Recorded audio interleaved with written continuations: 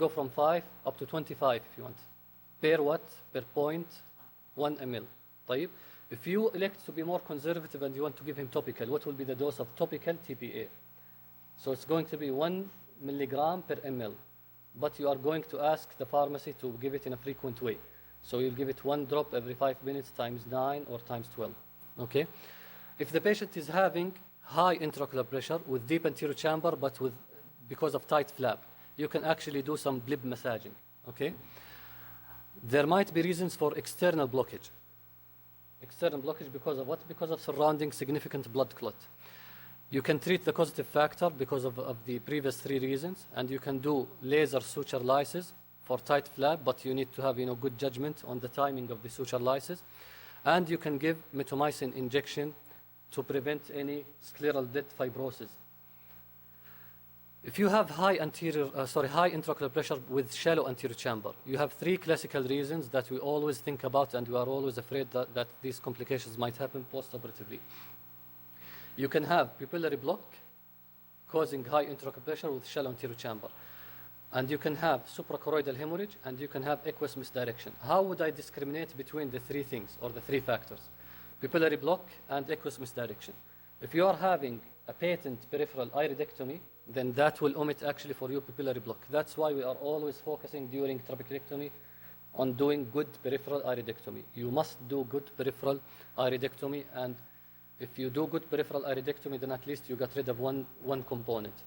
However, if you miss doing peripheral iridectomy, you need to decrease the pressure and do YAG peripheral iridotomy. If the patient is having good PI and the patient is having shallow anterior chamber with high intraocular pressure, you need to think about 2 things. Number 1, suprachoroidal hemorrhage. Number 2, aqueous misdirection. Clinically, you need to have good posterior pole examination. If the patient is having significant corneal edema, you cannot see the posterior pole, what would you do? UBM or B-scan preferably. طيب. If you do B-scan, you will be able to discriminate between suprachoroidal hemorrhage by having dome-shaped elevation or choroidal detachment with dense subchoroidal homogeneous material, which is actually blood, right? So what we'll do if you're having suprachoroidal hemorrhage, you need to decrease the intraocular pressure, and you need to refer the patient for retina specialist, who most of the time will wait for 7 days, depending on the extent of the suprachoroidal hemorrhage. If you are having aqueous misdirection, you need to decrease the intraocular pressures using stat, topical anti-glaucoma medication, and systemic medication. And you need to go for a second step, which is YAG capsulotomy. You want to disrupt the posterior capsule, and hyaloidotomy. So why do you need to do YAG capsulotomy and hyaloidotomy? Remember that in managing aqueous misdirection, you always need a single compartment for the aqueous to drain from the posterior chamber, from the vitreous, toward the anterior chamber. So you must perform hyaloidotomy, capsulotomy, and allow the aqueous to drain from the posterior chamber to the anterior chamber. Now, what will be the laser setting for hyaloidotomy? You will go gentle with 0.8, for example, or you will go with higher powers. You will go with higher powers, right? And once you finish doing your capsulotomy, increase the power and go just posterior to the level of the posterior capsule to go to the anterior hyaloid face. Once you disrupt it with 3 or 4 spots in a circular fashion, then go deeper inside the vitreous substance. You need to go deeper a little bit, at least 2 to 3 millimeter, to make sure that you disrupted the whole anterior hyaloid face and you created a complete compartment. If such measures doesn't work, then what you will do for the patient? You need to do for the patient part-plan vitrectomy along with zonulotomy and iridectomy. طيب. You need to restore a complete or a single compartment. Managing a patient with aqueous misdirection post-operatively, and if the patient, let's say if the attack was aborted after giving him or after doing for the patient capsulotomy and hyaloidotomy, is there any special thing that you'd like to add for your patient? Cycloplegia. So for 1 day, 2 days, 1 month, 2 months. Yeah, you need to observe your patient. Huh? So to summarize, early postoperative complications after trabeculectomy, if the intraocular pressure is fine, you might have hyphema, uveitis, or Dillon effect, which is rarely occur in the early postoperative period, unless the blip is significantly high. You might have early postoperative complication in the presence of low intraocular pressure, but formed blip. There will be overfiltration with flat blip. Think about wound leak, choroidal effusion, ciliary body shutdown, cyclodense cleft, or retinal detachment. High intraocular pressure with deep anterior chamber can happen because of internal block, tight flap, external block, or high intraocular pressure in the presence of shallow or flat anterior chamber can happen because of pupillary block, suprachoroidal hemorrhage, or aqueous misdirection. So that's not the end of complications with trabeculectomy. We still have late postoperative complications. You might have late postoperative complication in the presence of good intraocular pressure. You might have cataract. Remember that trabeculectomy is a cataractogenic glaucoma filtering surgery. If it's visually significant, you can remove it by phacoemulsification, or in such conditions, you can remove it using corneal incision ECCE or temporal ECCE, which can be done sometimes. You might have blebitis or blib-related endophthalmitis. By the way, how long do you need to wait for cataract surgery to do it after trabeculectomy? 6 months, huh? Blebitis, you can have early and late onset blebitis, and the causative organism is Staph epidermidis and Propionibacterium acne and Staph aureus. Blib-related endophthalmitis, early condition can be because of Staph epidermidis or Propionibacterium acne, late because of strep, Haemophilus, and Staph species. The most virulent and aggressive organism that you might have in blib-related endophthalmitis is strep. So I urge you, if you have a patient who's having blib-related endophthalmitis, for an aggressive and early intervention. Don't delay the patient at all. What's the problem with strep? What could it cause? Retinal necrosis. When you have retinal necrosis, that's the end for the patient. So if you have a patient who's having blebitis or blib-related endophthalmitis, would you actually advocate to admit the patient or just observe him as an outpatient basis? And you need to assess the vision. Why is that? Because actually, once you have blebitis, it might be an early presentation of blib-related endophthalmitis. So we have 3 grades of blebitis, right? We have grade 1, grade 2, and grade 3. Grade 1, you will be having anterior chamber reaction or not? No, you will not have reaction. Grade 2, you might have reaction, and sometimes you might have spillover cells to the vitreous space, anterior vitreous space, right? Grade 3, you will have involvement of your vitreous. And once you have patients with blebitis and you are worried that the patient might develop endophthalmitis, what do you need to do? We will admit the patient, and you will examine the patient. You will check if the patient is having blebitis, if the patient is progressing toward endophthalmitis or not.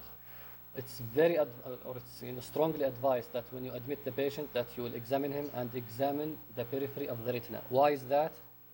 Peripheral vasculitis. It could be the early sign of blib-related endophthalmitis.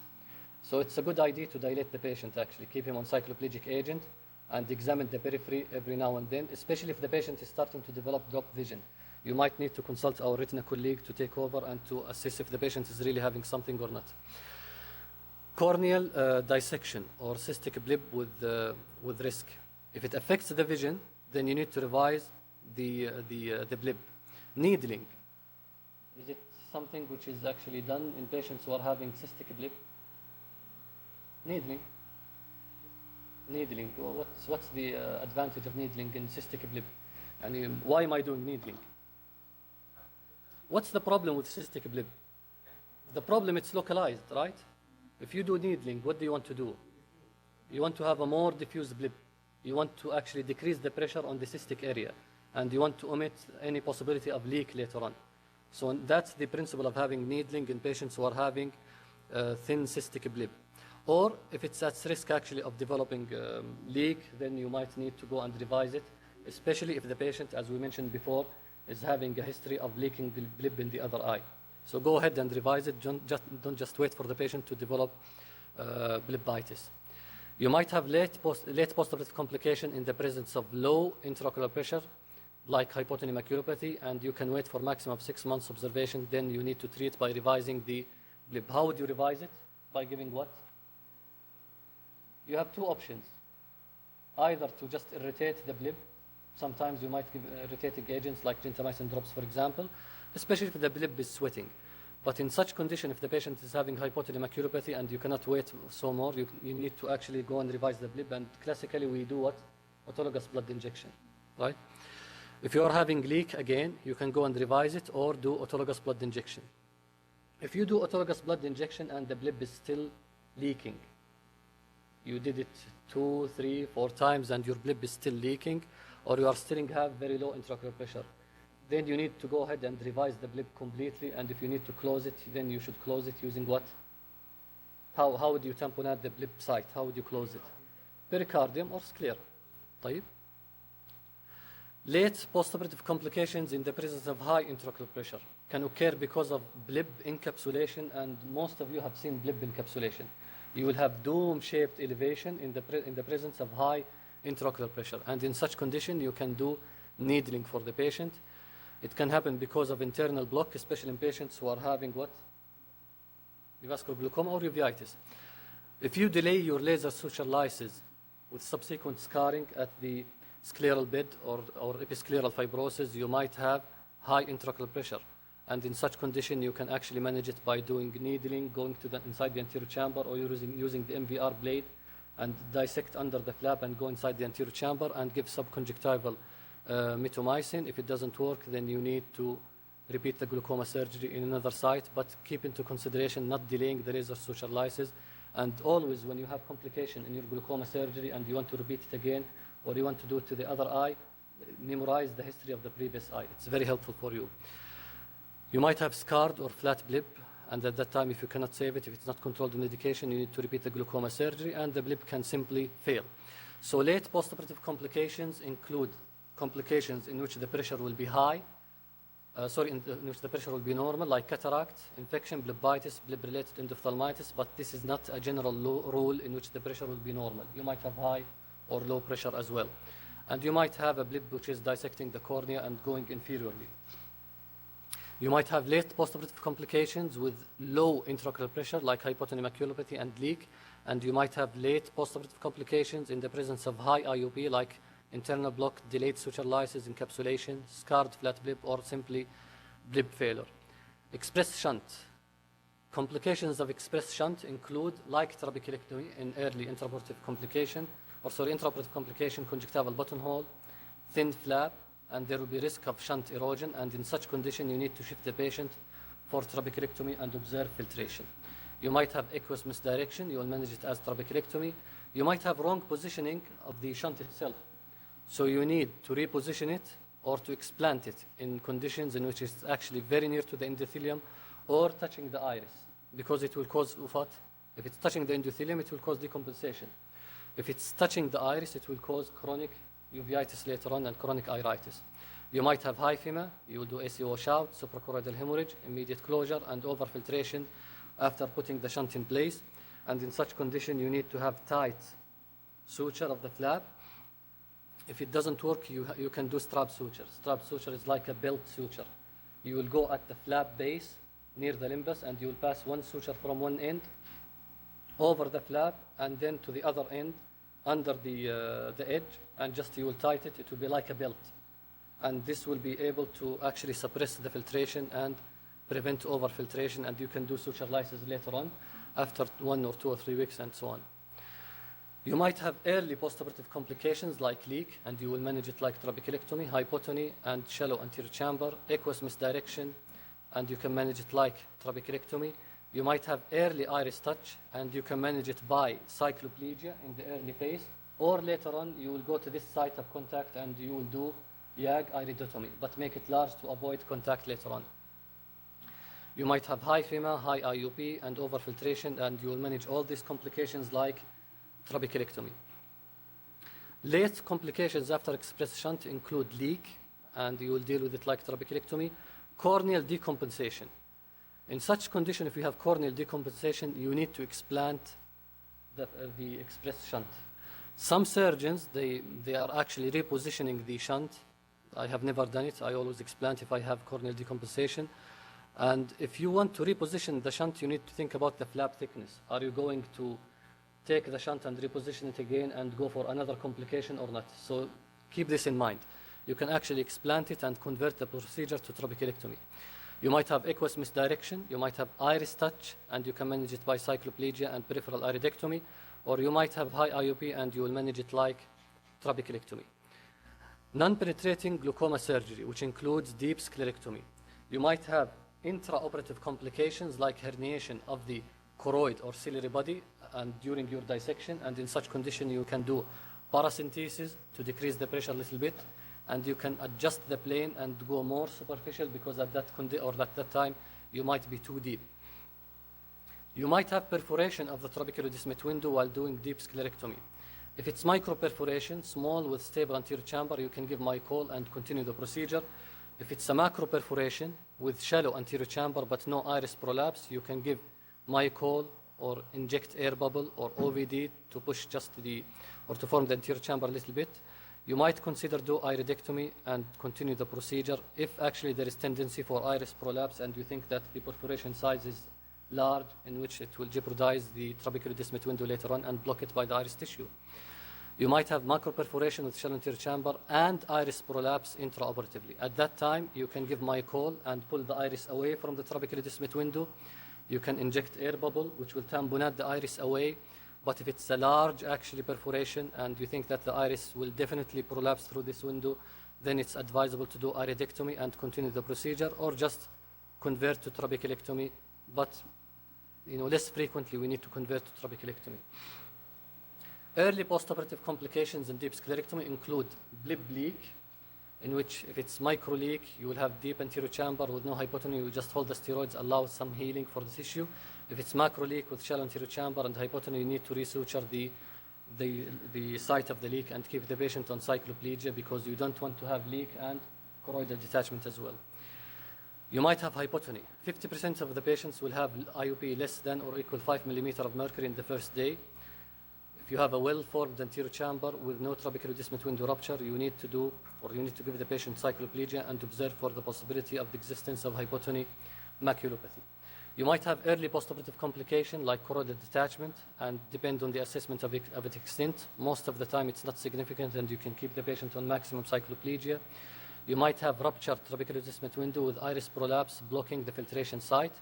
You can attempt giving pilocarpine, or if it doesn't work, you can do iridoplasty just to pull the iris tissue away. And we have a patient, Dr. Isra, she was involved in his management, in which we did for him deep sclerectomy. He's a one-eyed patient. So maybe 2 or 3 days postoperatively, I think he injured his eye. He was getting something under the stairs and he injured his eye, and he came with iris incarceration within the trabeculodismate window. So we gave him pilocarpine and we did for him iridoplasty, and the iris was pulled away from the trabeculodismate window. He came after that within few days having a trauma by a cell phone. So the iris went again. So we tried to pull it, we couldn't. We went inside the anterior chamber, we did paracentesis in the OR, and we reposited the iris away, and he did fine. We saw him first day postoperatively, he was doing great. He had a third trauma. And I'm not sure about the mechanism of the third trauma, because while doing the surgery with the car accident. So the flap was out actually. You can see the iris tissue under the conjunctiva immediately. He's one-eyed patient with total cupping. And we couldn't see the flap, and you can see 3 by 3 millimeter or 4 by 4 millimeter opening within the scleral wall at the deep sclerectomy site. At that condition, the only thing we could do for him is just go and put pericardium patch graft and close the surgical site. You might have shallow anterior chamber post deep sclerectomy, and you need to look here for leak. Again, don't rely on tension drops and check the pressure and then look for leak. No, always have the fluorescein bottle in your hand and put fluorescein and check for leak. You need to look if there is ruptured trabeculodismate window, choroidal cellular body or choroidal fusion, bleeding in the anterior chamber or scleral lake can be one of the early postoperative complications. You need to give the patient steroids and cycloplegia. You might have desmet membrane detachment, and that was reported by Dr. Isam in, I think, the Saudi Journal of Ophthalmology. A patient was having Down syndrome, post-deep sclerectomy. She came with corneal edema, and there was a desmet membrane detachment, and she was managed by SF6 gas injection, and she retained her corneal clarity. You might have early postoperative complications in the presence of high IOP, and that could be because of our poor technique during deep sclerectomy and peeling of the Schlemm canal, and that at such condition you need to do goniopuncture or surgical revision. By the way, it's highly advisable in deep sclerectomy to have a good trabeculodismate window. Why is that? if you reach the Schlemm canal and there is a good aqueous percolation, you deal with it, why do I need to go more to have a good trabeculotomy window? Exactly. You want to have a window for possible goniopuncture. What happens in deep sclerectomy that this trabeculotomy window will start to fibrose later on, and it will allow gradual egress of aqueous from the anterior chamber through this window. If it's fibrosed significantly, such percolation of aqueous will start to stop, and that's the condition in which the pressure will increase. So how would you manage this? By actually doing goniopuncture. And in goniopuncture, it's advisable to go with very low power, right? Wrong. Go with high power. It's a fibrosed trabeculotomy window. So go with higher power. Huh? You might have iris incarceration into the trabeculotomy window, so you need to do surgical revision or PI or attempt of pilocarpine, although it will not work. You might have peripheral sinica formation in patients who are having narrow angle or angle closure glaucoma, and that's actually one of the mistakes of us as surgeons because we didn't assess our patient very well, and the surgery will fail. You can do YAG synicolysis or PI or laser iridoplasty to pull the iris away from the window, or you can actually convert it to trabeculectomy. We might have residual OVD in combination with the glaucoma, with cataract surgery, and in such condition you can have ocular hypotensive drops to decrease the intraocular pressure. You might have transit cystoid macular edema in patients who are having deep sclerectomy later on as one of the postoperative complications. Late postoperative complications include high IOP because of collapsed lake or fibrosed trabeculotomy window. We mentioned before that you can do goniopuncture, incarceration of the iris into the trabeculotomy window. You can give pilocarpine, synicolysis, or just surgical review. And traumatic trabeculotomy window rupture, like the patient that we mentioned to you before, you can have surgical revision. And fibrosis or encapsulation of the bleb, you can manage it like trabeculectomy. By the way, if the patient is having high IOP in the early postoperative period and he presents to you in the ER, one of the good options is to do massaging inferiorly or superiorly. Inferior or superior? Oh, I don't touch the patient. Yeah, don't massage the eye, huh? Because if the patient having deep sclerectomy and you massage the eye, you might actually induce a pressure to rupture the trabeculotomy window, and the iris will be incarcerated in this window. طيب? If the patient is having high IOP, you need to go back to his original surgeon, because the surgeon knows what's going on. He knows if he's having a good trabeculotomy window, he knows if he's having a tight flap, he knows if the patient needs early goniopuncture or early suture lysis. So leave it to the surgeon. Don't massage the eye after deep sclerectomy. Canaloplasty. You might have early postoperative complication like hyphema, which is considered a good sign because of what? In canaloplasty, what you are doing? You are introducing a suture inside the Schlemm canal, right? And with hypotony, what will happen to the blood in the collector channels? You will have retrograde flow, right? It will go to the anterior chamber, and this will tell you that actually the pores within the trabecular meshwork, which are stretched by the suture, are now opened. So they consider it a good sign. You might have wound hemorrhage, you might have hypotony, shallow anterior chamber, choroidal detachment, and these are managed like deep sclerectomy. Or you might have decreased visual acuity because of the suture-induced astigmatism, and you should avoid having suture-induced astigmatism by having fair tension inside the Schlemm canal. Early complications can be managed like deep sclerectomy, and you might have descent membrane detachment, and sometimes you might have hemorrhagic descent membrane detachment like the series that we had in KAUH. So canaloplasty is not a surgery which is free of significant complication. No, you might have significant complications. You might have intracordial or what we call predesmet hemorrhage, and you can manage it by giving SF6 gas injection to push the hemorrhage away from the visual axis and observe. This patient was observed for 18 months. 18 months, and she was having impaired vision because our intervention was not optimum. We decided to give gas injection to push it away, but as you see, she had a corneal stain which regressed over time, and I'm sorry I did not include the last photo. She had a complete resolution. طيب. And we actually learned our lesson after that case. So if you have intracorneal or predesmet hemorrhage because of canaloplasty or because of any other procedure in glaucoma or in cornea, it's preferably to go for surgical intervention. You will have transepithelial incision and aspiration using Simcoe. Just you will open an incision here, you will aspirate the entrapped hyphema, and just you will close, and the patient regained almost complete corneal transparency. Another intervention, if the patient refuses going back to the OR, is YAG laser membranotomy. You will go with the YAG laser along the posterior aspect of the descent membrane, and you will just make one break in this descent membrane using your YAG laser, and the entrapped hyphema and OVD viscoelastic material will drain inside the anterior chamber, and this patient regained complete corneal transparency. You might have high IUP as a late postoperative complication with canaloplasty, which is the same as deep sclerectomy, or you might have suture extrusion inside the anterior chamber. You can actually observe it, or you can remove it, and you can have bleb formation 24 months after canaloplasty. And remember that in canaloplasty, we don't like to have bleb formation.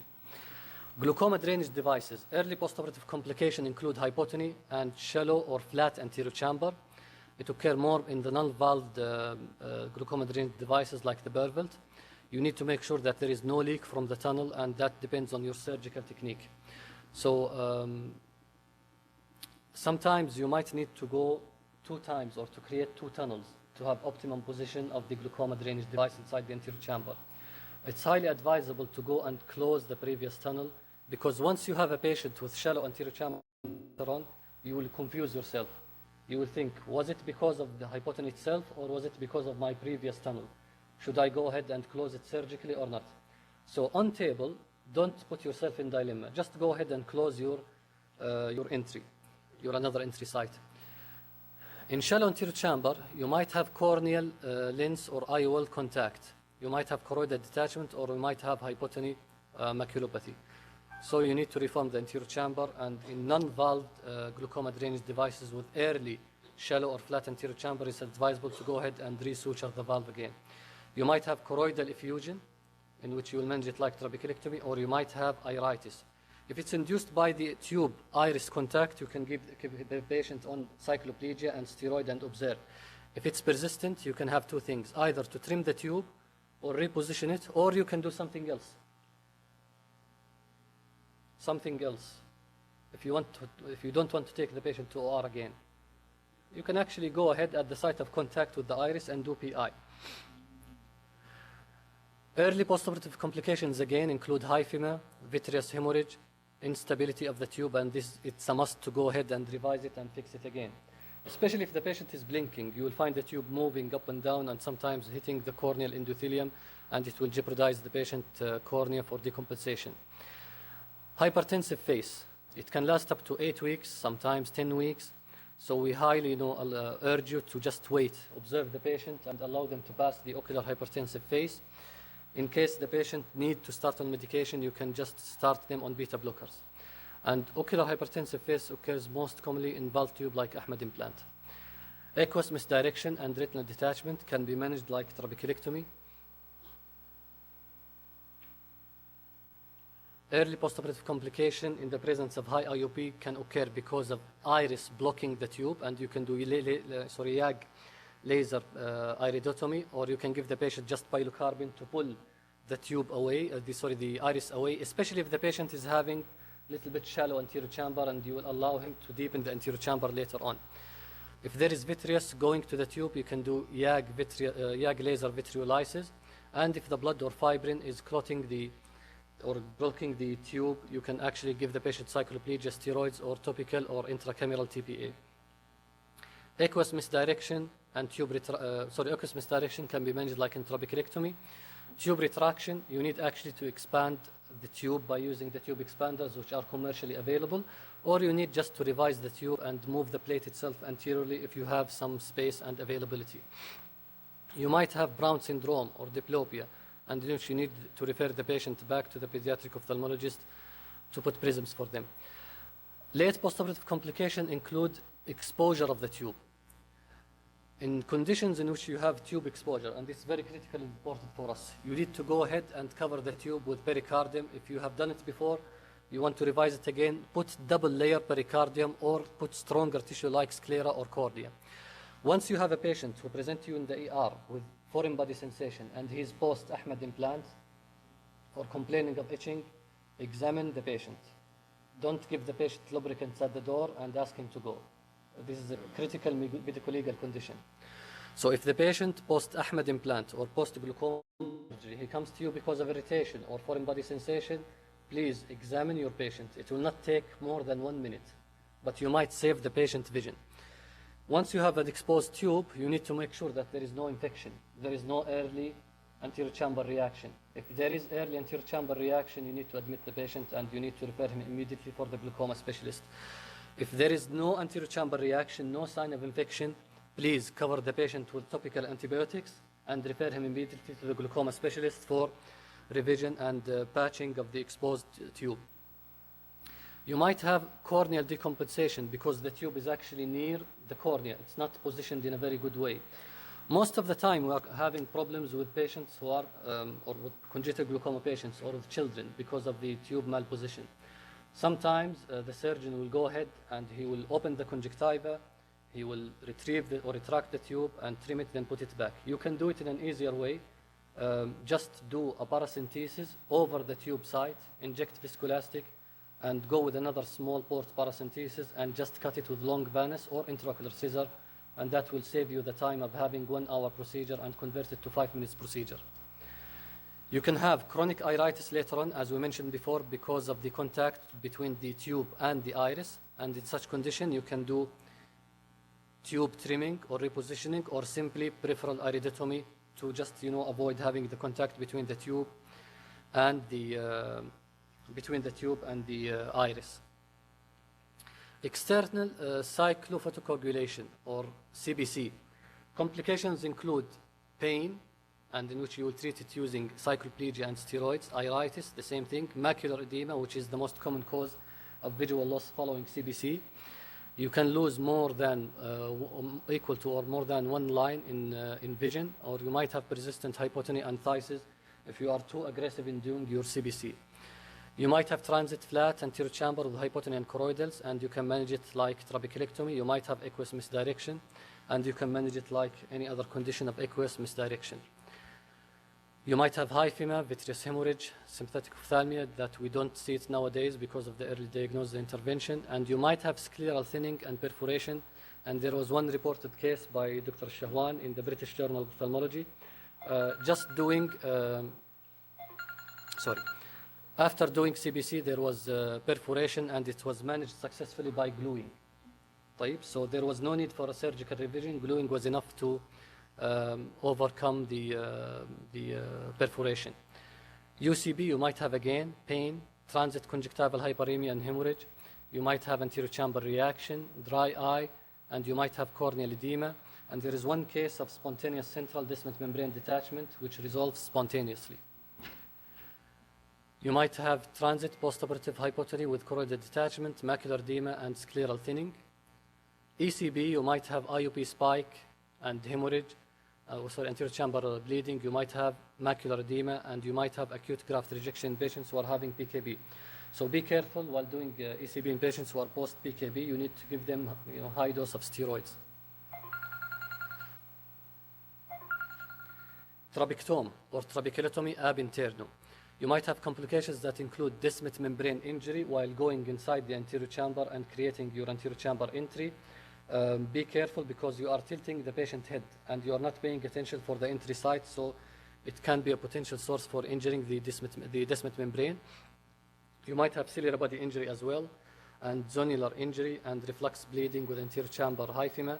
Or you might have cyclodialysis, cleft, and hypotony, and there was a reported case by Dr. Isam Athman, which was managed by strong cycloplegic agents.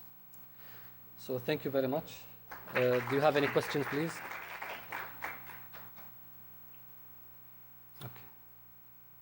Thank you very much.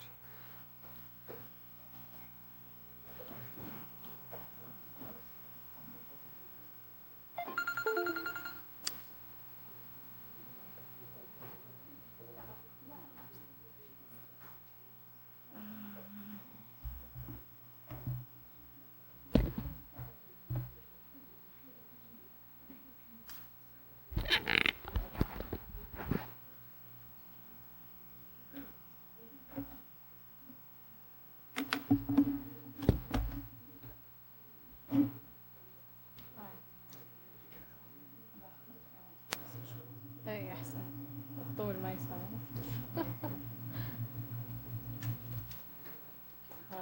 اي جود. وين احط اليو اس بي حقي؟ انا جهازي هذا ابغاه لان بقرا من جهازي.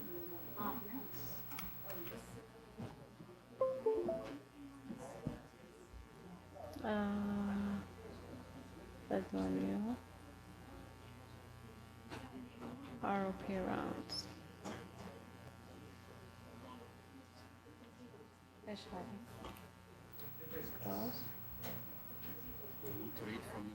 I need to read from the laptop. So I don't know if this will work. إن شاء الله يمشي. كيف حرك أنا عندي أشياء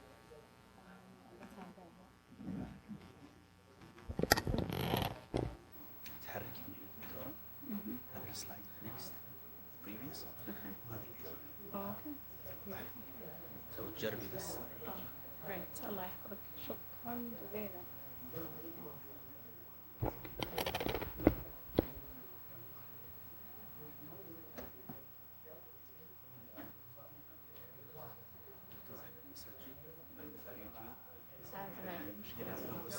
اوه اوكي.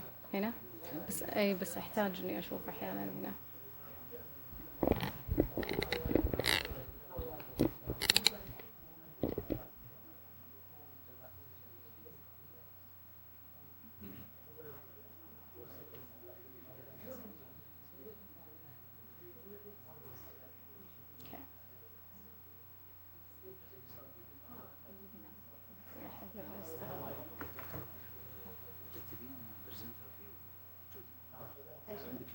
اوه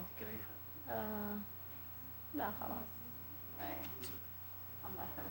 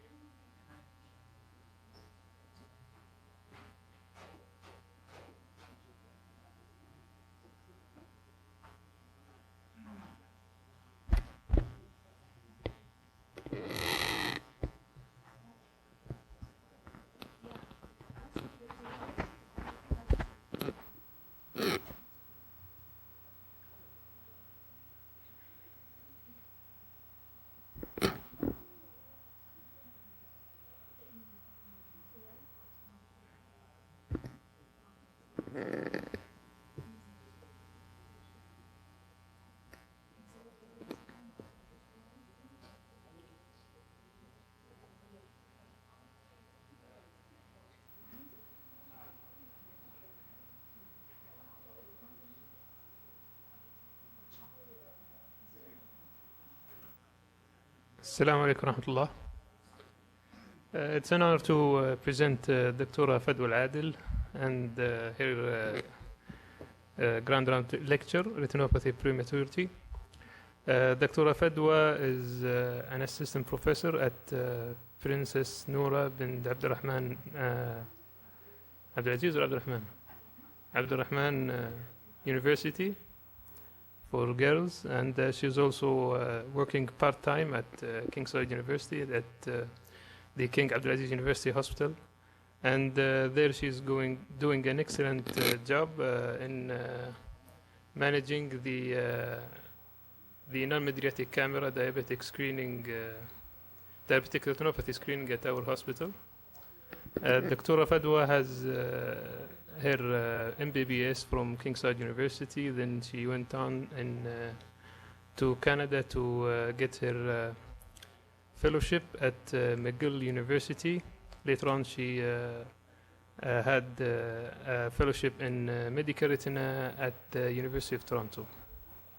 Dr. Fadwa.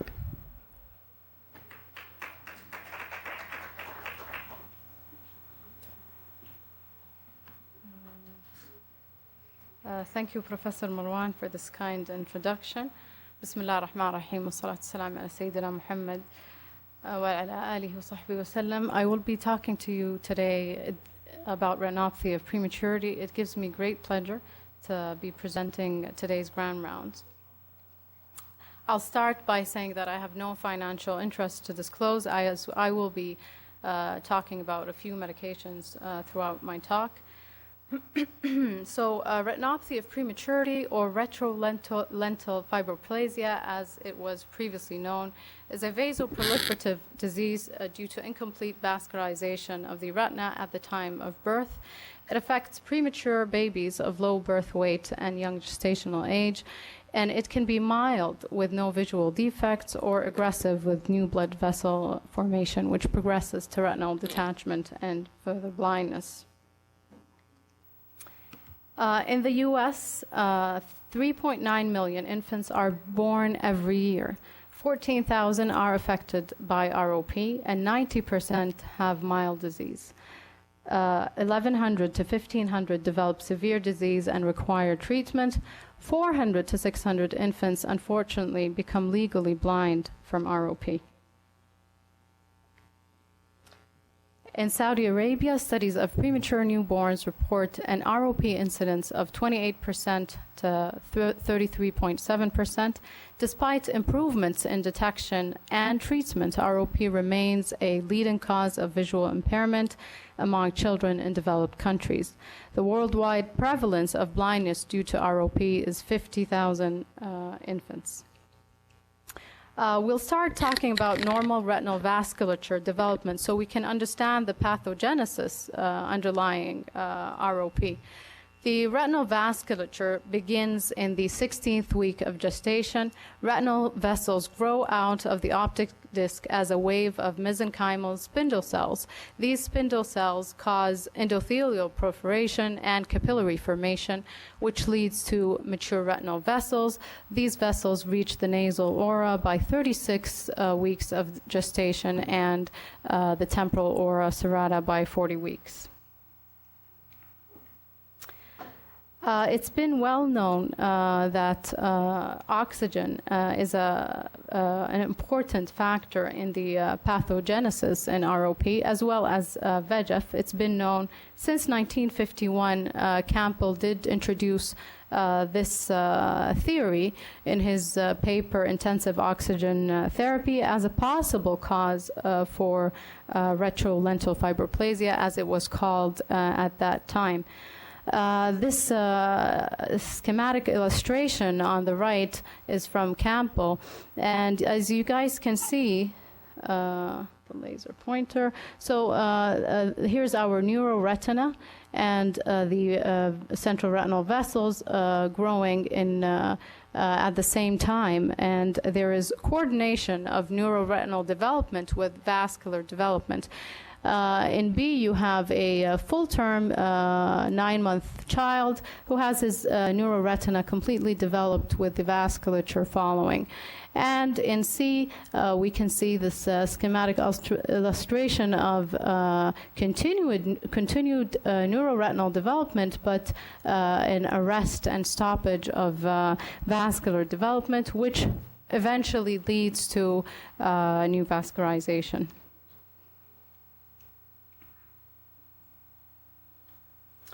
As we know, in utero, the oxygen saturation in the blood of an infant is around 80%. This relatively low oxygen level is essential for the normal development of the vascular network. In a full-term baby, the lungs are developed and oxygen saturation reaches up to more than 96%. This high oxygen level arrests blood growth since the retina is vasculature is fully mature. In a preterm, there is vascular growth arrest or stoppage, as those babies are usually sick and their lungs are underdeveloped, and they do need to be supplied with high oxygen level. VEGF's role in normal vasculogenesis is well established, and we do know that it is essential for normal vascular growth. Normally, as the neuroretina develops, an increase in oxygen demand generates physiological hypoxia, which in response triggers expression of VEGF from the astrocytes, which stimulate a blood vessel growth. We'll talk about the pathogenesis in 2 phases. The first phase occurs from 22 to 30 weeks post-menstrual age, and it does involve a relative hyperoxia. As we just said, those babies are born prematurely, their lungs are underdeveloped, and they need high oxygen levels. And this leads to a decrease in the VEGF level. This eventually leads to a stoppage of growth or an arrest in vascular growth, which the neuroretina though continues to develop, but the vasculature stops, and this neuroretina becomes metabolically active, and the inadequate vasculature leads to the tissue hypoxia. So when the babies are born, and that's what I tell residents always, babies are not born with ROP. So when they're born, there's nothing. It takes time for the ROP to develop, and that's where phase 1 is. Phase 2 begins around 31 weeks to 44 weeks. It involves the relative hypoxia, which stimulates the VEGF level, and this induces retinal new vascularization.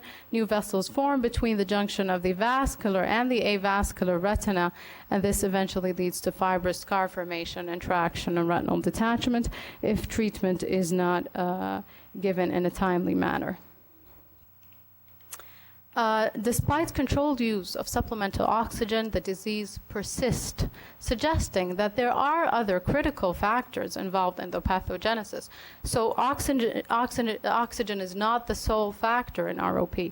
There are some babies that don't develop ROP. It is multifactorial. There are other causes such as genetic predisposition, low birth weight, small gestational age, and other biochemical mediators such as insulin growth factor 1. We'll talk about IGF-1. It is important in fetal growth during all stages of pregnancy, and the levels of IGF, or insulin growth factor, rises significantly in the 3rd trimester of pregnancy, but after birth it decreases due to the loss of its provider, which is the placenta and the amniotic fluid. Literature reports that IGF is critical to both phases of ROP. It controls VEGF activation and endothelial cell survival. This schematic presentation down there shows us the different levels of VEGF and IGF in both phases. So in phase 1, we have, as I just said, babies are born, they lose their insulin growth factor that is usually supplied from the placenta. This leads to a decrease in the VEGF and lack of vascular growth, which leads to hypoxia. Then we get to phase 2, and hypoxia induces increase in insulin growth factor, which increases VEGF and leads to new vascularization. So as we said, it is multifactorial. Now we'll touch upon the screening guidelines. I hope the pathogenesis was clear. So the American Academy of Pediatrics recommends screening infants with a birth weight of less or equals 1,500 grams or a gestational age of less or equals 30 weeks. They do also recommend screening selected infants with birth weight between 1,500 to 2,000 gram or gestational age more than 30 weeks with an unstable clinical course in the NICU. The UK guidelines are pretty close. They do have a lower threshold, though, to screen. They did review 23 articles with more than 10,000 infants, and they did found that ROP was found in 8 babies, and that's why over 30 weeks, and that's why they recommend screening at less than 32 weeks gestational age or less than 1,501 birth weight. Any one criteria is enough for screening and inclusion. And finally, we got our guidelines, the Saudi guidelines, in July 2018, thanks to Professor Saleh Al-Amro and his group. And the Saudi guidelines are pretty close to the UK guidelines. Neonates with birth weight of less or equals 1,500 grams and or gestational age of less or equals 32 weeks should be screened. They do also note that babies who are older but receive supplemental oxygen for 50 days or more should be considered for screening, and there should be a special attention to babies that do receive frequent RBC transfusion or exchange transfusion to treat the anemia of prematurity or Rice's hemolytic disease of the newborn. The initial screening, as we know, babies, as I just said, don't get born with ROP. It takes them time to develop it, and that's why we screen babies at 31 weeks or 4 weeks, whatever is later. So let's say we have a 26-weeker plus 6 days or less, then the initial screening happens at 31 weeks. And if we have a 27-weeker or more, then we screen at 4 weeks from birth. This table was developed from an evidence-based meta-analysis of the multi-center trial for cryotherapy for retinopathy of prematurity. It's a well-known table that we all are familiar with, and it does detect ROP potentially damaging the retina with a 99% confidence. And as we said, we do start screening at 31 weeks or 4 weeks, whatever is later. The examination usually is done with 1% phenylephrine and 0.2% cyclopentolate for dilation. A lid speculum should be used, and we should think of minimizing discomfort. It is uncomfortable for those preemies to get their fundoscopic examination. So topical anesthesia, a pacifier, always asks mothers for pacifiers if it's an outpatient follow-up, or sucrose during their admission in the NICU really eases and has been proven to ease the examination on those babies, especially that they do get a lot of DSATs when they're angry and frustrated, which doesn't really help with their disease. So the first thing we do is we examine the posterior pole. We want to make sure that there's no plus disease, and once we're sure of that, we go ahead with our scleral depression. Results of ROP should be documented and communicated to the parents, and this is a very important point. Babies don't go blind because they're not screened for ROP. Babies go blind because they lose follow-up. When babies are transferred from a hospital to another, from an NICU to another NICU, and you don't have a good documentation of their ROP results or when those babies should be followed, that's when problem happens. Or when babies are discharged from the NICU with no proper documentation of when they should have their retinal screening done, that's where those babies are lost, unfortunately, and their ROP just gets worse.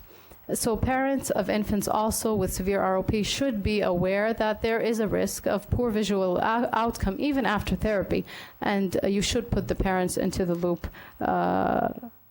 so that they don't have any surprises. Especially in the West, this is a big medical legal issue. Here we don't have this as much, but I'm sure it's coming. We'll talk about the International Classification of Retinopathy of Prematurity. This was established in 1984 and subsequently revised in 1987 to provide standards for the clinical assessment of ROP based on the severity, stage, and the anatomical location. And so the zones, zone 1 is a circle, the center is the disc, and the radius is twice the distance of the disc to the fovea. Zone 2 is a circle that extends centrifugally from the edge of zone 1 to the nasal ora serrata, and zone 3 is the residual temporal retina. The trick that I tell my residents always is, if you want to know if the baby is in zone 3, just look all the way in the nasal aura. If the vessels are reaching all the way to the nasal aura, then you know that the baby is in zone 3. If the vasculature does not reach the nasal aura, then definitely the baby is in zone 2. This image is nice and beautiful and easy to see, but I mean, when you're examining a child, the media is hazy, you have all these tubes in front of you, it's not easy to have these landmarks. So again, if you see the vasculature all the way to the nasal aura, then definitely the baby is in zone 3, all right? So stages, stage 1 is a demarcation line. As we can see, it's a flat, a thin, whitish, clear-cut demarcation between vascular and avascular retina. Stage 2 is an elevated ridge, and it does have a 3D dimension compared to stage 1. When you start having extraretinal fibrovascular proliferation, that's where stage 3 starts. And stage 4A is when you have partial retinal detachment with macula not involved. This is another picture showing you 4A retinal detachment, which is extrafoveal, and eventually stage 4B, where you have macula detached retinal detachment, and stage 5 is total retinal detachment. In the cryo-ROP study, plus disease was defined as significant dilation and tortuosity in all 4 quadrants. In the early treatment ROP study that came later, they thought that it's way too late to wait until the tortuosity and dilation is in 4 quadrants, and they did change the diagnosis of plus disease to at least 2 quadrants. If you have 1 quadrant of venous dilation and arterial tortuosity, then this is called pre-plus disease. APROP is a special entity in retinopathy of prematurity, and it is confined to zone 1 and posterior zone 2. As the name implies, posterior ROP. It is a severe form of retinopathy of prematurity. Unfortunately, these babies don't do well. And there is severe plus disease. There is flat neovascularization as compared to the elevated fibrovascular proliferation that we see in classical ROP. There's no ridge seen, and there is a lot of AV shunts throughout the posterior pole, and they do rapidly progress, unfortunately, to retinal detachment. Other cases of APROP. The follow-up recommendation of the American Academy of Pediatrics, they do recommend babies to be followed at a week or less if they have immature vascularization in zone 1, so there's no ROP It's just that the vessel stopped at zone 1. If there is a line or a ridge in zone 1, and if there is extrafibrovascular proliferation in zone 2, and if there is a suspicion of APROP. So you should see those babies within a few days to up to a week.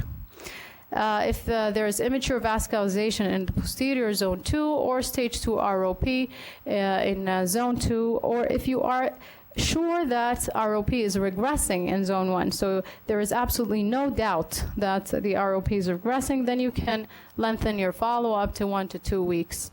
In stage 1, zone 2, babies should be followed at 2 weeks, and if there is immature vascularization in zone 2, then babies should be also seen at 2 weeks. Again, if there is regression of ROP that you are sure of, and that is to say there are no tufts that you're a bit questioning, then you can, in zone 2, then you can see the babies at 2 weeks. 2 to 3 weeks follow-up is recommended for stage 1 or 2 ROP in zone 3 and regressing ROP in zone 3. The discontinuation of follow-up is recommended for zone 3 retinal vascularization attained without previous zone 1 or 2 retinopathy of prematurity, and if there is full retinal vascularization in close proximity to the aura, and this criteria should be applied for babies who receive anti-VEGF intravitreal injections. The third criteria is if their corrected gestational age gets to 50 weeks with no pre-threshold disease or worse ROP is present, or regression of ROP. Of course, the follow-up doesn't stop as the retina follow-up stops, but then babies have to be followed by their own pediatric ophthalmologist because of all these ocular association. As we know, myopia with astigmatism and isometropia, strabismus, amblyopia, cataract, glaucoma, and vitreoretinal scarring, and a possibility of TRD. So those babies need long-term follow-up in the first few years of their lives. This is for the residents. There are systemic associations with ROP, as you guys know: bronchopulmonary dysplasia, anemia, cardiac defects, sepsis, necrotizing enterocolitis, intraventricular hemorrhage, CP, and neurodevelopmental delay. And this is, again, a list of differential diagnosis that you should keep in your back of your mind looking at any baby with ROP. So now we will get to the more interesting part of the talk. Treatment. And we will talk, when we talk about treatment, we'll talk about the highest level of evidence, so randomized controlled trials and landmark studies in ROP, from cryo-ROP until the beat ROP and more recent studies. The cryo-ROP study was between January 1986 and November 1987. 4,099 premature infants of less than 1,251 grams from 23 study centers were screened. 291 babies with threshold ROP were randomized to either peripheral retinal ablation with cryotherapy or observation. These days we cannot do such a study because we know that you cannot observe these babies. It's not ethical. So the ROP study demonstrated that in eyes with threshold, and they did define threshold as 5 contiguous or 8 non-contiguous clock hours of stage 3 in zone 1 or 2 with plus disease in 4 quadrants, peripheral retinal ablation effectively reduced unfavorable outcomes by 49.3%. And when they defined unfavorable outcomes as posterior retinal folds or retinal detachment, eyes with zone 1 ROP almost always progress to threshold. So we always know that the most difficult ROP to treat is zone 1 disease. Even in treated patients, outcomes were frequently poor. 21.8% progressed to macular distortion or retinal detachment with long-term vision loss. So the ETROP came because the results were not, though outcomes with the treatment of cryo was better than natural history and observation, but it was far short from ideal. So the early treatment of ROP trial came, and the visual, as I said, the visual outcomes were very unsatisfactory. 44% of treated infants were legally blind at 10 years. So they looked into the benefits of earlier treatment in the ETROP study. So they reevaluated the timing of the intervention, and they did classify ROP into type 1 that we all know and type 2 pre-threshold ROP. Type 1 did receive laser ablation, and type 2 were observed. When compared to the results of prior ROP study, the ET-ROP study suggested that early laser ablation is reasonable. Although it increases the number of babies undergoing laser treatment, it improves the overall structural and visual outcomes. The 9-month data demonstrated reduction in favorable visual acuity outcomes from 19.5 to 14.5, and the reduction in unfavorable structural outcomes from 15.4 to 9.1 in eyes with early treatment. 52% of type 2 pre-threshold eyes underwent regression of ROP with no treatment, and that tells us that we don't need to treat type 2 ROP. The incidence and severity of the disease was related to low birth weights and earlier gestational age. ROP was found in 47% in babies that weighed 1,000 to 1,251 grams, and it was found up to 81.6% in babies who weighed less than 1,000 grams. ROP developed in 80% of infants born at less than 28 weeks, and 60% of infants born at 28 to 31 weeks developed ROP. Connolly et al. Reported that the difference is dramatic in eyes with posterior ROP. Favorable anatomical results were found with laser 83% of eyes versus 25% in the cryotherapy study. It is likely that the difference in structural and functional outcomes in the ET-ROP and the cryo-ROP study was not only by virtue of earlier treatment, but also due to the shift from cryo to laser ablation. So laser is the instrument of choice by ophthalmologists throughout the world. We do use cryotherapy if we have poor fundus visibility, if there's unavailability of laser, and if the physicians are unfamiliar with indirect laser techniques. We'll move on to the next study that was done, supplemental therapeutic oxygen for pre-threshold ROP trial, or STOP ROP study. Premature infants with confirmed pre-threshold ROP in at least one eye and median pulse oximetry of less than 94% saturation were randomized to either one of the two arms, a conventional oxygen arm with pulse oximetry targeted at 89 to 94% saturation, or a supplemental arm with pulse oximetry targeted at 96 to 90% oxygen saturation for at least 2 weeks, and until both eyes reached study endpoints, which were either regression of ROP or full retinal vasculature, or babies requiring treatment. Surprisingly, so again, it was a test. They wanted to test if supplemental oxygen at a high oxygen saturation would decrease the progression to threshold ROP. It did not cause further progression nor decrease the need for laser treatment, but it did increase adverse pulmonary events. The role of light was also looked at in ROP.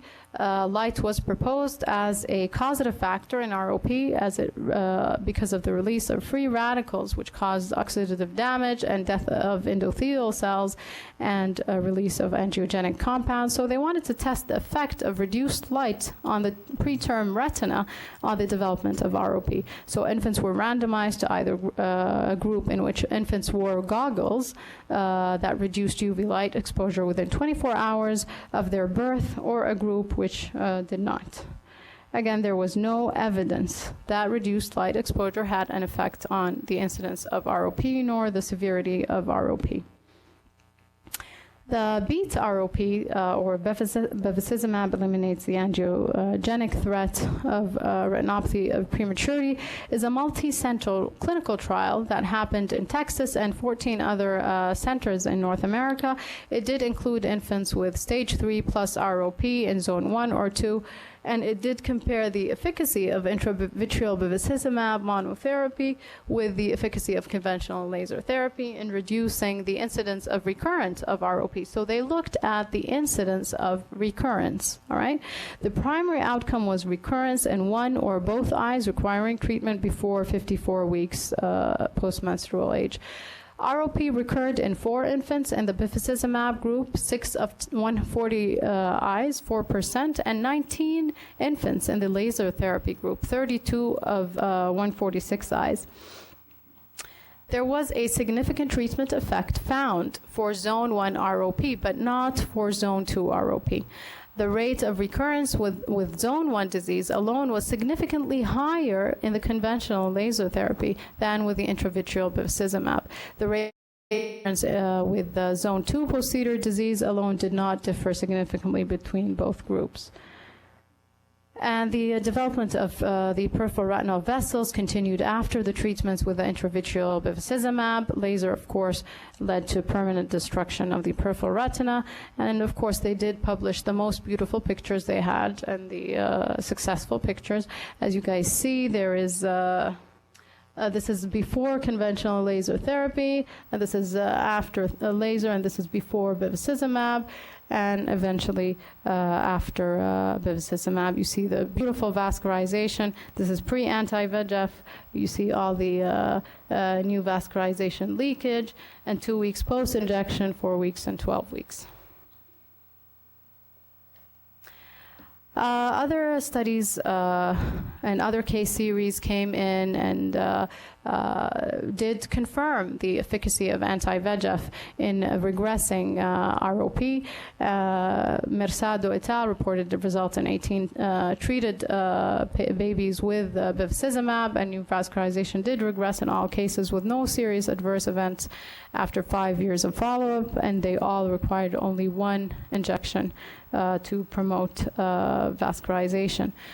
Lepore et al. In Italy and his group compared the structural outcome at 9 months of eyes treated with intravitreal injection of bevacizumab with fellow eyes treated with conventional laser photoablation in zone 1 type 1 ROP. 13 infants were enrolled in his study. 1 died 3 months after birth. 1 laser-treated eye progressed to stage 5 RD, and the remaining 23 eyes had favorable structural results at 9 months of follow-up and did provide fluorescein results. So those babies had fluorescein performed every 2 weeks until their discharge from the NICU. At 9 months all of age, all eyes treated with bevacizumab injections were noted to have abnormalities at the periphery. There was large avascular areas, as we see the black circle there, and the white circle, and there were abnormal branching and shunt vessels. The posterior pole also showed some abnormalities. There were some hyperfluorescent lesions and absence of FAZ, as we see. So this A is pre-treatment. A is pre-treatment, and B is after bevacizumab injection. And then the picture below, C is pre-treatment, and this is after laser. Again, I'm just surprised of the amount of laser they do. It's not really confluent at all. But we see that there is a poor structural phase in the treated bevacizumab babies. Again, other abnormalities, they did see some pigmentary changes in the fovea after in the bevacizumab arm and not in the laser-treated arm. And we don't know the long-lasting implications of these abnormalities on the visual function of those children. The refractive outcomes following bevacizumab monotherapy compared with conventional laser treatment is a randomized controlled trial. They did involve all participants in the beta ROP study from the 15 participating hospital. They did, pediatric ophthalmologist did cyclophotocoagulation retinoscopic refraction at a mean age of 2.5 years for all those babies. Very high myopia, -8 diopters, occurred in zone 1 in 2 of 52 eyes that received bevacizumab, while it occurred way more in the laser arm, 18 out of 35 eyes, and very high myopia also occurred in posterior zone 2, 1 of 58 eyes in the bevacizumab compared to 24 of 66 eyes in the laser treatment arm. This is the mean spherical equivalent refraction of those children. So eyes with zone 1 disease had a mean spherical equivalent of minus 1.5 diopters in 52 eyes that received intravitreal bevacizumab, compared to minus 8.4 diopters in 35 eyes that received laser treatment. And in posterior zone 2 disease, the mean spherical equivalent was minus 0.58 diopters in 58 eyes that received bevacizumab, compared to minus 5.83 diopters in 66 eyes that received laser treatment. There was no significance a difference in the zones. So there was no significant difference in myopia according to the zones of ROP, and that was surprising to me. I thought that babies that were treated with laser for zone 1 disease had more myopia, and it wasn't the case. So there was no difference between zones of ROP in either treatment arm. There was more very high myopia in eyes that received laser than in eyes that received intravitreal bevacizumab. And this figure shows us the percentage of eyes at minus 5 diopters or greater in the ETROP study, and in the beta ROP study. The evaluation was conducted at 3 years of age in the ETROP, and in the beta ROP they did cycloplegic refraction at 2.5 years, and we can see clearly that babies that had laser treatment had, especially the ones in the beta ROP that had laser also for recurrence, had the highest amount of myopia compared to the ones that only received bevacizumab injection. In the laser arm, myopia was greater. If more laser applications were administered, the myopia increased minus 0.14 diopters for every 100 laser application given. The mean laser applications, which was a total surprise to me, was 1,990 only for zone 1 disease, and 1,567 in posterior zone 2 without retreatment. If babies recurred, then they had more laser application. So for zone 1, it was 4,072 and 4,766 in posterior zone 2. I think that those babies, to be honest, just looking at this data, were not treated with laser adequately in the first place. So we should look at these results with a grain of salt. I think in King Abdulaziz University Hospital, the average is around 3,000, right? Without recurrence, 3,000 shots, probably. Factors responsible for the myopia, it has been well established that the myopia of prematurity, both with and without ROP, is non-axial. It consists of steepening of the cornea, decreased anterior chamber depth, and increased lenticular thickness.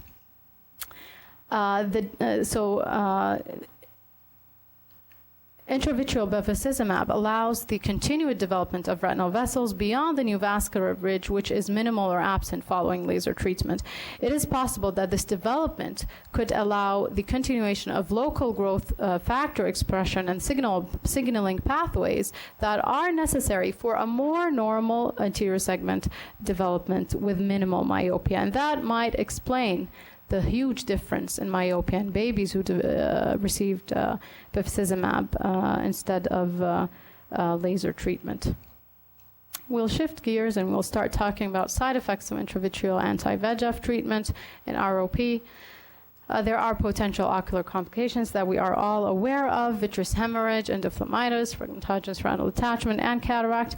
The long-term complications of intravitreal injections are not fully elucidated. Unfortunately, determining whether anti-VEGF therapy has a clinically evident effect would be very difficult, because we are dealing with a very sick population that have a lot of comorbidities, and they are at risk of neurodevelopmental delays in the first place before even injecting them with any medication.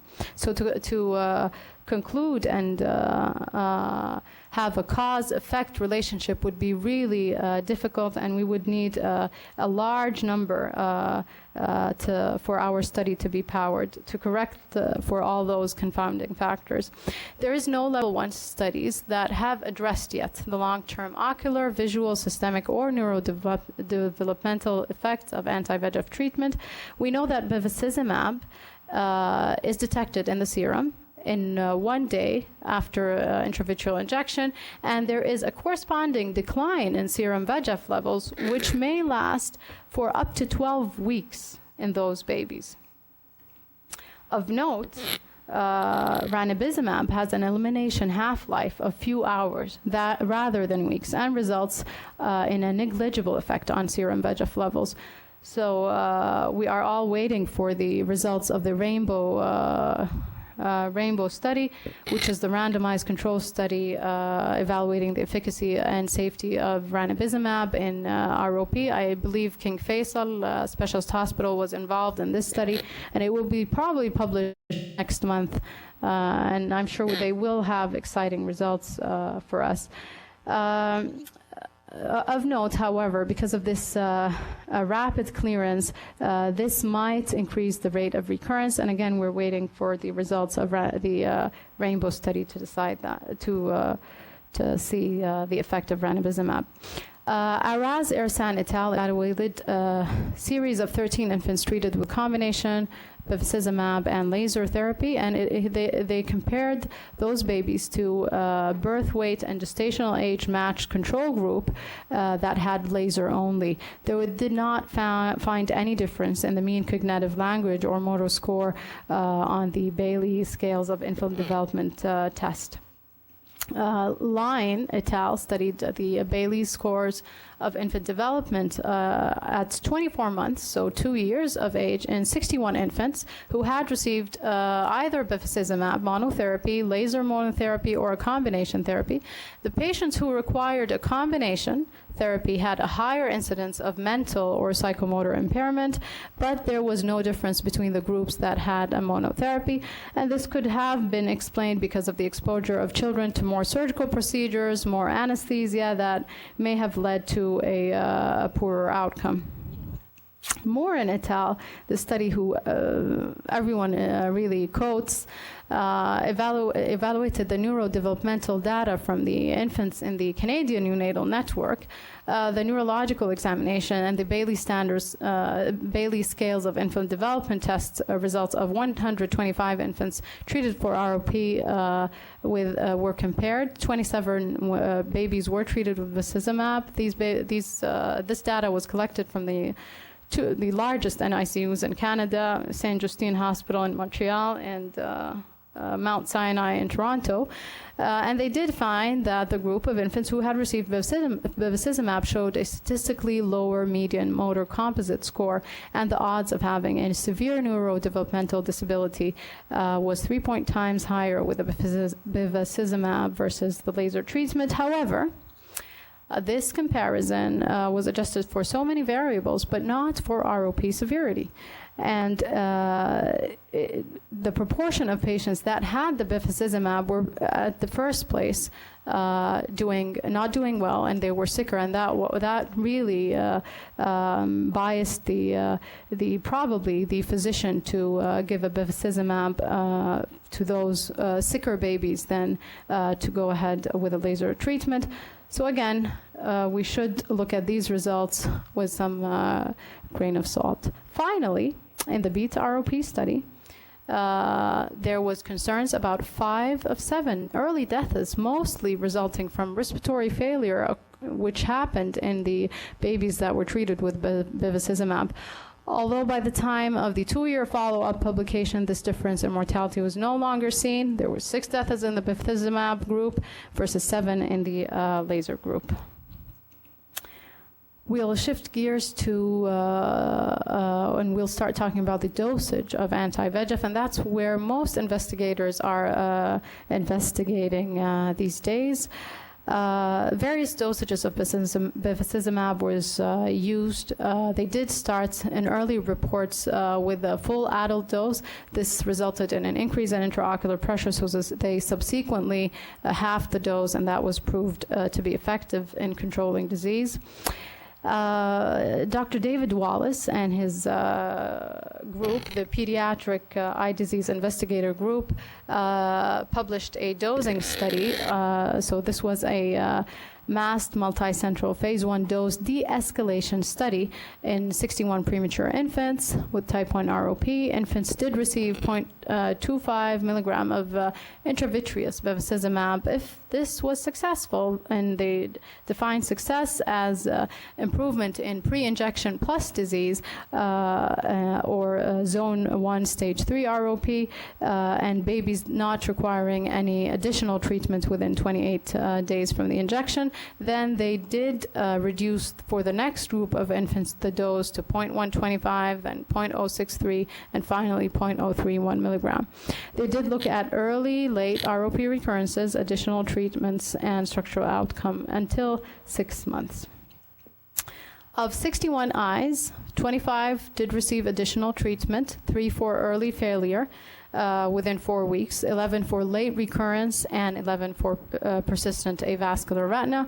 Retreatment for early failure was seen. For early failure or late recurrence occurred in 18% of the 0.25 milligram arm, and 25% in the 0.125 milligram arm, and 33% in the 0.063 milligram arm, and none in the lowest dose, surprisingly. By 6 months corrected age, 56 of 61 study eyes had regression of ROP with normal posterior poles. 1 study eye did develop stage 5 RD, and 4 infants had died of pre-existing medical conditions. The retinal structures outcomes were very good after low-dose bevacizumab treatment for ROP, although many eyes received additional treatment. So that was their conclusion. Another group in Germany, the CARE ROP study group, this is a randomized multicentral double-blind investigator-initiated trial at 9 academic medical centers in Germany. They compared ranibizumab dosage of 0.12 milligram versus 0.2 in infants with bilateral aggressive posterior ROP. All infants received 1 baseline ranibizumab injection per eye, and re-injections were allowed in cases of ROP recurrence after at least 28 days. 19 infants with ROP were enrolled, 3 of whom died during the study. Of the surviving infants, 8 infants in the 0.12 milligram group and 6 infants in the 0.2 milligram group did not require a rescue therapy. Both doses were equally successful in controlling acute ROP. The physiological intraretinal vascularization was superior in the 0.12 milligram group, surprisingly, and we don't have an explanation to this. The nice thing is that the VEGF plasma levels were not altered at all in either group. This pilot study again demonstrates that the ranibizumab is effective in controlling acute ROP and that doses of 24% of the standard dose or 40% of the standard dose appears effective. Finally, we'll talk about recurrence. The ETROP trial reported that the recurrence rates with conventional laser therapy was 50% for zone 1. So zone 1 is the most difficult to treat, and it recurs the most, and up to 20% for posterior zone 2 disease. ROP in zone 1, as I said, is the most difficult to treat, warranting additional treatments. The cryo-ROP and ETROP trial suggested that recurrence after peripheral retinal ablation for stage 3 ROP generally occurs before 55 weeks, and that's why we are comfortable discharging these patients of their follow-ups after. In the Beta ROP study, the rate of recurrence with zone 1 disease alone was significantly higher, as we mentioned, but for zone 2 posterior disease, it did not really differ. Jennifer Hugh and her group retrospectively reviewed 9 patients with recurrence of ROP after initial treatment with bevacizumab monotherapy. So those babies all had recurrence. And as you guys can see, and that's why I got this study in this talk, because the recurrence does look different. The pathology looks different after intravitreal injection. It doesn't look like the classical frond of neovascularization with fibrous tissue that we see in stage 3 disease. The mean age at treatment requiring recurrence was 49.3 weeks. The mean time between initial treatment and treatment requiring recurrence was 14.4 weeks, with a minimum of 4 weeks and a maximum of 35 weeks. 47% of had anterior recurrence, all right? And when we say anterior recurrence, that means the recurrence at the edge of vascular and avascular retina. Of course, these photos are just prior to laser treatment. So these babies recurred, had a recurrence, and you see the new vascularization there posteriorly. All right, and so those pictures, RedCam photos, were taken just prior or like just at the beginning of the laser treatment, just to document the area of the recurrence. So the recurrence in after bevacizumab can be anterior at the edge of the vascular avascular retina and can be posterior, and that's why we need to be very vigilant examining these babies, as their recurrence looks very different than the usual scenario in ROP. All 17 eyes underwent additional treatment. Whether four eyes did receive bevacizumab, 12 eyes did receive laser photocoagulation, and unfortunately 5 did have retinal detachment and progressed and had a surgical repair. As we said, 4 progressed to RD. None of the eyes that received laser treatment as a rescue treatment for recurrence progressed to retinal detachment. So why inject again? I don't understand why people re-inject babies after failure of treatment. Laser dye, none of them did develop or progress to retinal detachment. Because of the risk of late recurrence after anti-VEGF treatment, careful monitoring up to at least 65 to 70 weeks post-menstrual age has been recommended unless full vascularization occurs or laser treatment is done. This is to summarize my talk. I wrote the advantages and the disadvantages of using anti-VEGF. So it works beautifully for zone 1 disease, APROP. There is less myopia, definitely. There's a better visual field. It's inexpensive when you compare it to, especially in private, you have to put the baby into general anesthesia and blah, blah, blah. And if you were giving bevacizumab, really the expense is not tremendous. There's ease of administration, and as I said, general anesthesia is not required. It's a single dose, and it's highly effective, and you do have revascularization that we saw in BEAT ROP and other studies. The disadvantage is that you need vigilant and extended follow-up, so very careful follow-up. As I said, because recurrence looks different. You can have anterior recurrence, you can have posterior recurrence, and serum VEGF levels are suppressed, as we've seen from so many studies, and this lasts for 12 weeks, and we don't know this effect on other organs. Again, long-term data on potential systemic and neurodevelopmental outcomes is still unclear. And the last thing is that it is difficult to examine these big babies when you have a 1-year-old and you want to look carefully and make sure that there is no recurrence. So that makes it, again, more difficult to us as retina specialists. Current level 2 and 3 evidence indicates that intravitreal anti-VEGF therapy is as effective as laser photocoagulation for achieving regression of acute ROP. Evidence is still lacking on the long-term safety of anti-VEGF, the best agent to use. We don't know which one is the best agent, and the optimal dose to use, and of course the long-term systemic effect. Until all questions on intravitreal anti-VEGF treatment becomes addressed, clinicians should exercise caution and offer anti-VEGF therapy only for type 1 ROP in zone 1 disease, after carefully weighing the benefits and risks and discussing treatment options with parents. Hopefully we'll be able to eradicate blindness from ROP one day. This is my picture when I was a fellow at Sick Kids Hospital at University of Toronto doing a intravitreal bevacizumab injection. Thank you for listening.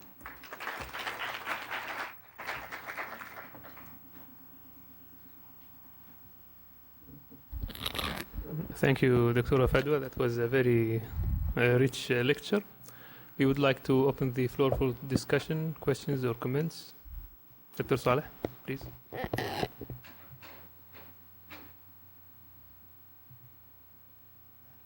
Thank you very much, Dr. Fadwa.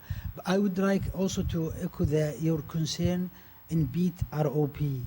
You see, when you see the high recurrence in laser-treated group, this means that the laser was not adequate. For sure. And you can see even in some of the photos, there are gaps, and, and the laser for ROP should be semi-confluent or yeah. confluent. And this is in our study and others, we have very, very high regression, and there is, in fact, no progression to any adverse effect, merely the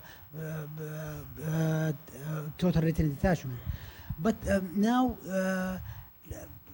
saying this, I think now the problem with the availability of laser and also those trained to do the laser, it's not easy. In fact, the learning curve is quite long, but compared to a simple intravitreal injection.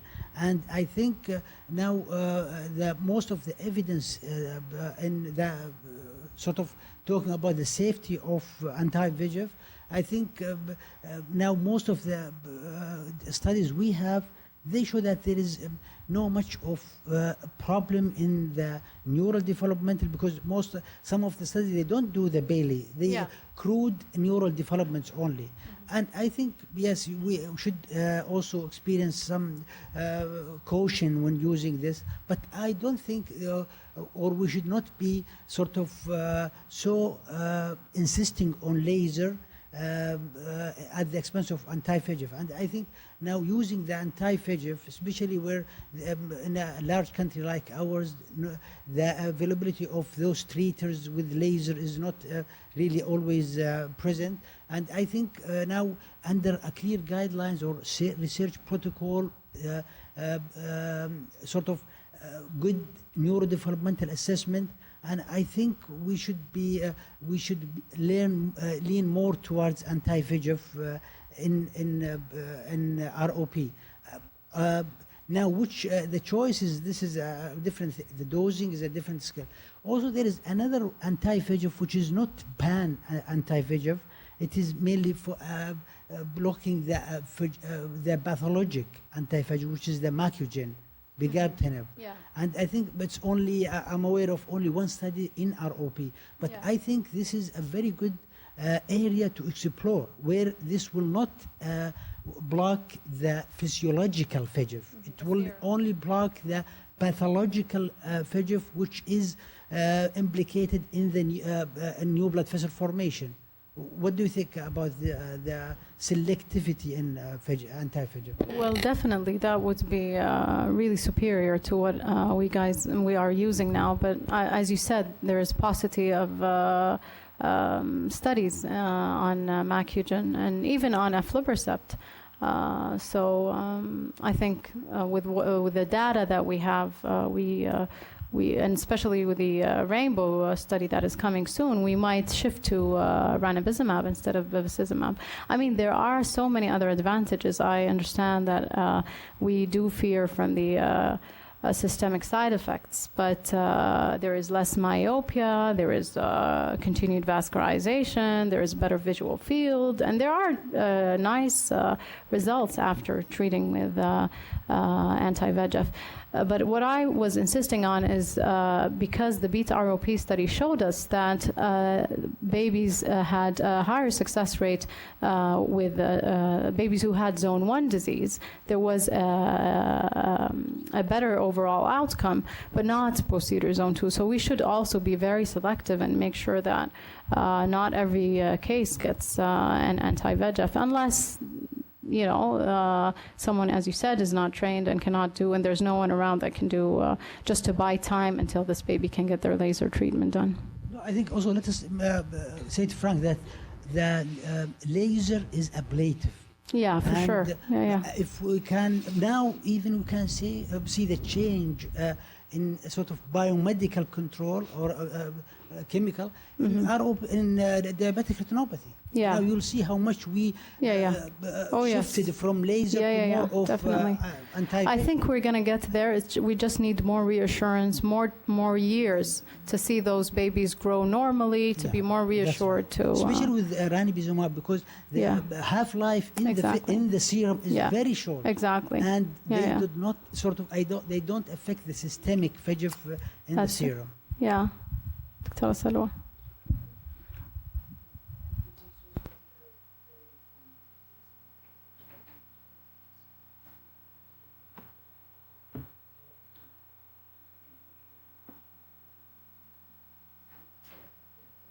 Thank you very much. That was really very informative. You've taken me back to the early 1990s where everyone was doing it with cryo.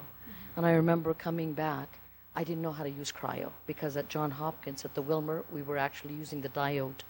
And on top of that, everyone was doing general anesthesia. And they were just doing it through chloral hydrate sedation. So the culture to change the shift from cryo to chloral hydrate, it was difficult. We didn't even have any guidelines, so we just adopted what the Johns Hopkins were doing. And we did so well with the diode. I mean, it was just, for us, that was like a breakthrough. And I know at the end, King Khalid wasn't doing it because they didn't have an NICU, so we were getting all the referrals.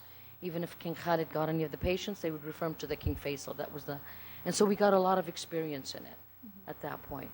We've now shifted to the anti-VEGF. We are part of the Rainbow study. I wish I was as optimistic as you were saying the results. They've actually now extended it to 5 years. Oh, okay. Just to let you know, our results have been good. We're happy with using, through the Novartis, the Lucentis, and I specifically, I don't do it as much now because now we have our younger people doing it, and I've got Faisal Gahtani and I've got Mohammed bin Khtela who are now really following these. But all in all, the results so far have been very, very promising with the Rainbow study. And on top of that also, it's really, when you get into a study, it's a lot of work.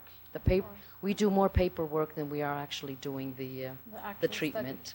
But it is promising, and as also Dr. Salih Al-Amro mentioned, to treat the pathology, this is also another thing that we're looking into for using the Macugen. So, but thank you, you've brought me back many, many years.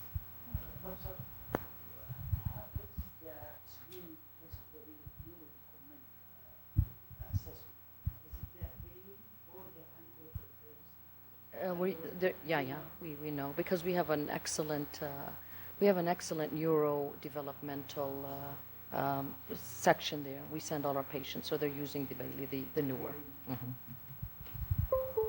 Questions? Comments? Dr. Asaba. Presentation. Now my question, based on the study and also our experience, we have a percentage of spontaneous regression, right?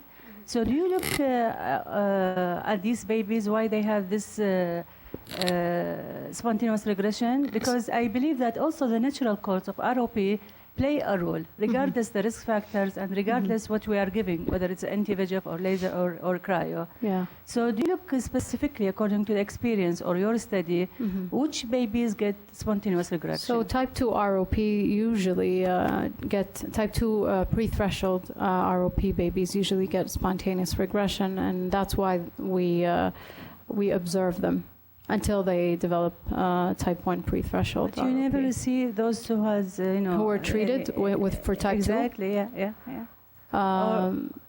Or the threshold also with the spontaneous regression. Anyone treats them? Yeah. No, usually not. Usually, for type 2, everyone observes, and once they get into type 1 ROP, then that's when we treat. And the cryo ROP study showed us that a lot of them did regress, and that's why I did mention it. So, natural history, exactly, and a lot of them did regress, and that's why we don't treat type 2 ROP.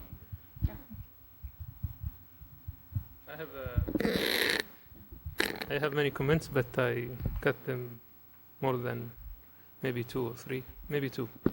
So I was very optimistic about anti-VEGF. I did the first anti-VEGF injection in the university hospital, and I almost said never again. And I almost said never again. Yeah, I almost said never again. When I first came, you went, so I thought I was the first. Yeah, it was bevacizumab. The patient disappeared for 5 months. I was calling him almost weekly. Then they come back, and there was some activity, some recurrence. And so I, in order not to lose him again, I took him immediately to OR and ablated the retina, and that's it. But I did go back into injecting selected patients. So not only having difficulty with examining the patient afterwards, this is if the patient shows up. And we have to take this in mind. Another thing regarding I was surprised about the study that looked into the number of shots and related it to myopia. Yes, the number of shots was low, but again, you cannot just count the number of shots. People use 28 lens, people use 20 diopter lens. This will affect the side of the spot. We use continuous laser. We end up with 70 shots, 70. But this will ablate the whole retina because it's continuous. So yeah, it's painting. Yeah, so you cannot just say I have 3,000 shots, and we still have on the machine we still have on the machine the settings for Professor Al-Amro and Prof. Abu Asrar. Al-Amro likes single shot, while Professor Abu Asrar likes the continuous. I adapt to the continuous. I find it easier. It is more dangerous if you don't pay attention, but it's faster and easier. Thank you, Professor Marwan, for the valuable input. Any other questions? Okay, I think we'll move on. Go ahead. So 1.5 millimeters. If it's, some people say 1. Yeah, 1 to 1.5. Yeah. You don't hit the lens because the lens is very big in those premies. Yeah, and you have to be perpendicular. You don't aim at the optic nerve. And you have to have a forceps just to make sure you stabilize the eye. And you don't go full length with the 30 gauge. Questions? So I guess Thank you we'll very go much. for the quiz. The quiz? Oh. Oh. Okay. Okay. Because I think they have a meeting.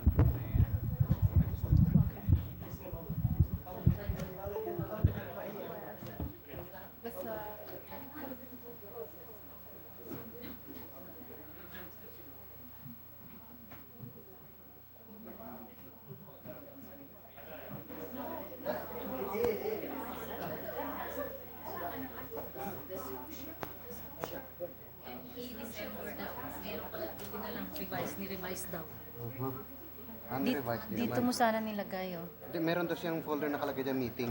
Doon mo na lang ilagay ito. Okay. Pati yung agenda. Ilabas na lang. Yung agenda pakilabas. Hindi, paki-open mo na nga yun. Ayan, ME December. Ito lang idagdag. The rest, titignan ko yung dapat parehas na sa akin. 15 ata sila. Ay, konti lang yan ah. Ito na. Copy ko lang to, tapos ang kakapihin dito yun lang naman ME December. Ito lang. Yeah, he's copying. ME December, isn't it? Yes. Okay. I want to check. Oh, you copy all of this? No, only ME December. Can I just check it?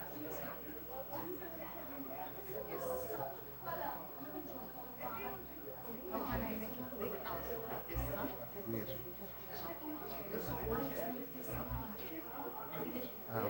Is it not it's not a PowerPoint.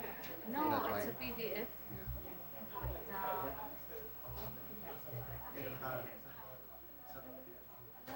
Like this.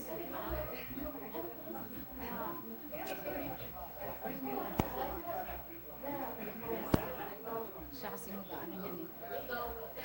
Sinasabi ko yun. Kaya nga, di ba? Ang dami nung pinadala ko. Sinabi ko na sa kanya. Kulit talaga sabi. 13 ata. Sabi, yeah, punta lang lang dito. Hindi sabi ko para ma-repair. Hindi, wag. Paano kung hindi na ako ang tatao dito? Ayun na nga. Umaasa sa kanila. Sabi ko kung anong pwede mo gawa.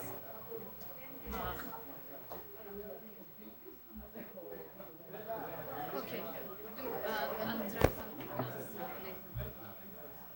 So we'll keep the USB, huh? Keep it, yes.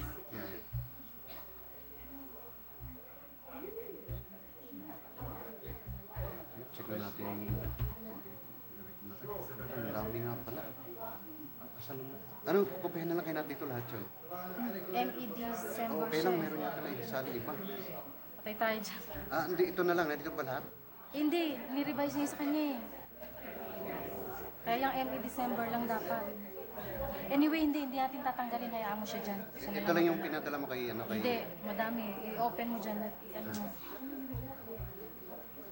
Madami yun. Dito mo nalang ilagay siya. Huwag mo na intindihin yan. Okay.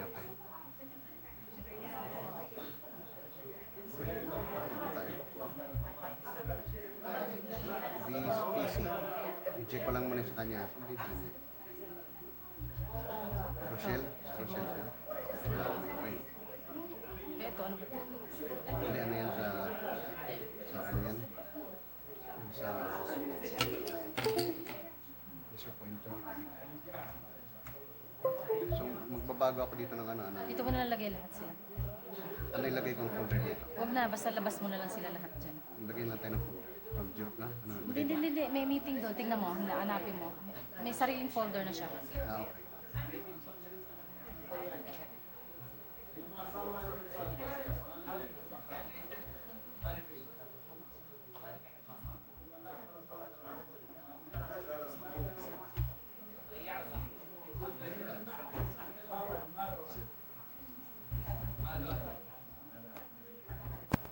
Yan.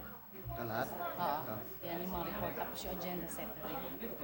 Pero isali ko na yung agenda pati. Oo, sama mo na dito.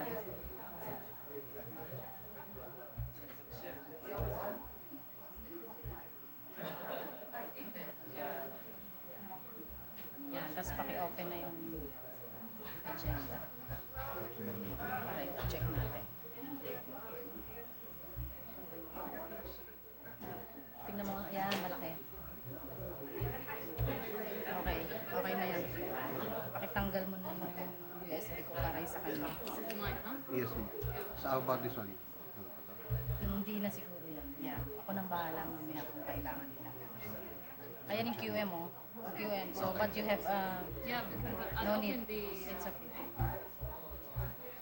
Ito na lang ang agenda. Ay, alisin mo na. I-check mo na yung akin. Para ma-check mo yung sa kanya. Space.